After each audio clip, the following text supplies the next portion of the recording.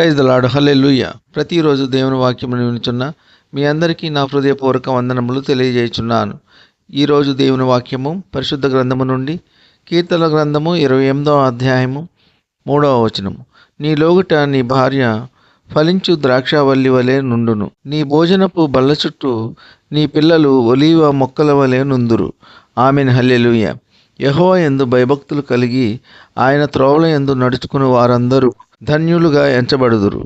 ఆయన యందు భయభక్తులు కలిగి ఆయన త్రోవల యందు నడుచుకునేవారు వారి కుటుంబము అంచెలంచెలుగా వర్ధిల్లుతుంది. వారి కుటుంబము సుఖ సంతోషముతో ఉంటుంది. లోగిట అతని భార్య ఫలించే ద్రాక్షవల్లిలా ఉంటుంది. పిల్లలు వారి భోజనపు బల్ల చుట్టూ ఒలీవల మొక్కల వలె ఉంటారు. కావున ప్రియ సహోదర సహోదరి, దేవుని నమ్ముకుని ఆయన చిత్త ప్రకారము వాక్యానుసారంగా జీవించే వారి కుటుంబము ఆశీర్వదింపబడుతుంది. గొప్ప స్థితిలో ఉంటారు, ఉన్నతమైన స్థితిలో ఉంటారు. ప్రియ సహోదర, ప్రియ సహోదరి, మనము నమ్ముకున్న మన దేవుడు మనలను ఎన్నడూ విడువడు, ఎడబాయడు. మనము ఆయన దృష్టిలో ఉన్నప్పుడు మనకు మేలు కలుగుతుంది. ప్రియ సహోదర సహోదరి, అనుదినము దేవునితో సంబంధం కలిగి ఉండాలి. మన మాటల్లో కానీ, చూపులో కానీ, క్రియల్లో కానీ ఎటువంటి చెడు కనిపించకూడదు. మనము చేసే ప్రతి పని దేవునికి అంగీకారముగా ఉన్నదా లేదా అని ఒకసారి మనము ప్రశ్నించుకోవాలి. ఒకవేళ దేవునికి అయిష్టముగా జీవిస్తే ఇప్పుడే ఆయనకు ఇష్టము కానివన్నీ విడిచిపెట్టాలి. దేవునికి ఇష్టమైన వాటి ప్రకారమే మనము జీవించాలి. ఇక నుండి మీకు ఇష్టమైన జీవితం జీవిస్తానయ్యా, మీరిచ్చే ధన్యతను పొందుకుంటానయ్యా అని నూతన జీవితాన్ని ప్రారంభించుదాం. దేవుని దీవెనలు పొందుకుందాం. ఈ కొద్ది మాటలు దేవుడు దీవించునుగాక. ఆమెన్. దేవా, మా కుటుంబము నీ సేవకే అంకితము.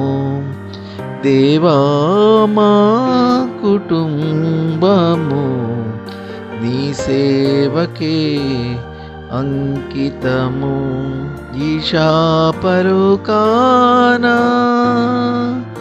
నీ సాక్షులుగా నిలువా, నీ ఆత్మతో నింపుమా, నీ ఆత్మతో నింపుమా.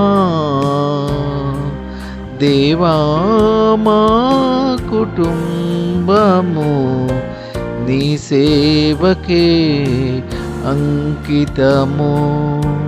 ఏ కీడు రాకుండగా కాపాడు మా పిల్లలను, లోక దుర్వ్యసనముల తాకుడు లేకుండా దాచుము నీ చేతులలో. ఒలీవ మొక్కల వలెను ద్రాక్ష తీగెలను పోలి ఫల సంపదలతోనూ కలకాలము జీవించ కురిపించుము నీ దీవెనలన్. దేవా, మా కుటుంబము నీ సేవకే అంకితము. దేవా, మా కుటుంబము నీ సేవకే అంకితము. ఈశాపరుకానా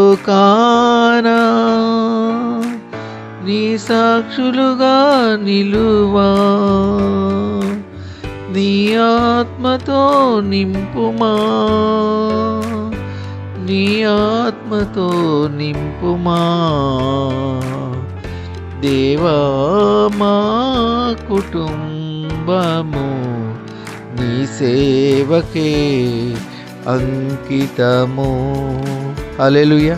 ప్రార్థన. కృపా సత్య సంపూర్ణుడా, మీ ఘనమైన ఉన్నతమైన నామమునకు వేలాది వందనాలు స్తుతులు చెల్లించున్నాము యేసయ్య. మీరు గొప్ప దేవుడవు, శక్తివంతుడవు, సర్వాధికారివి. మీకు స్తోత్రములు.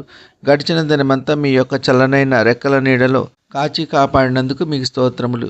మరి యొక్క నూతన దినము మాకు అనుగ్రహించినందుకు మీకు స్తోత్రములు.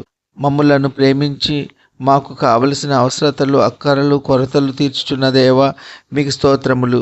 మీకు విరోధమైన మార్గములు మాలో ఏమైనా ఉంటే వాటిని విడిచిపెట్టి మీ నామమునకు మహిమకరంగా జీవిస్తాము తండ్రి. వాక్యం ద్వారా తెలియజేసిన విధముగా మీ యందు భయభక్తులు గల వారి గృహములో భోజనపు బల్ల చుట్టూ పిల్లలు ఒలీవల మొక్కల వలె ఉంటారని, లోగిట భార్య ఫలించు ద్రాక్షవల్లి వలె ఉంటుందని వాక్యం ద్వారా సెలవిచ్చి ఉన్నందుకు మీ స్తోత్రములు. మీ యందు భయభక్తులు కలిగి ఉండుట మాకెంతో ధన్యత తండ్రి. మా యొక్క పనుల్లో రాకపోకల్లో తోడై ఉండండి. ట్రాన్స్ఫర్స్ నిమిత్తము ఎదురు చూస్తున్న బిడ్డలకు వారు కోరుకున్న ప్రాంతాల్లో ట్రాన్స్ఫర్స్ జరుగులాగున మీ కృప ఉంచండి. కుంటివారిని గుడ్డివారిని కాపాడండి. అంధభిక్షువులను కాపాడండి. వారికి కావలసిన సాటి అయిన సహాయము అందులాగున మీ కృప ఉంచండి. గర్భఫలము లేని వారికి గర్భఫలము దయచేయండి. గర్భిణీ స్త్రీలకు సుఖమైన ప్రసవ దినాలు దయచేయండి. తల్లి బిడ్డ క్షేమంగా ఆరోగ్యంగా ఉండేలాగున మీ కృప ఉంచండి. వృద్ధులను కాపాడండి. వృద్ధాప్యంలో ఎవరు పట్టించుకోకుండా హృదయ వేదనకు గురి అవుతున్న వారి హృదయ వేదనను తొలగించండి. ఈ కొద్ది మనవులు ప్రభువైన యేసుక్రీస్తు పేర వేడుకొంచున్నాము తండ్రి. ఆమెన్. విన్న వాక్యము దీవెనకరంగా ఉన్నట్లయితే లైక్ చేయండి, షేర్ చేయండి, సబ్స్క్రైబ్ చేసుకోండి. మీ సహోదరుడు Kola Daniel. God bless you.